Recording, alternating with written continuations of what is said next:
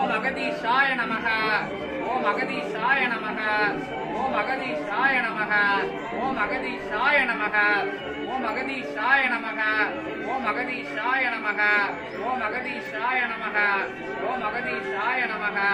ஓம் அகதீஷாய நமக. ஓம் அகதீஷாய நமக. ஓம் அகதீஷாய நமக. ஓம் அகதீஷாய நமக. ஓம் அகதீஷாய நமக. ஓம் அகதீஷாய நமக. ஓம் அகதீஷாய நமக.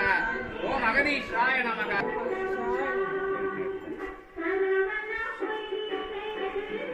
எல்லாரும் எல்லா இடத்துக்கும் போகலாம்.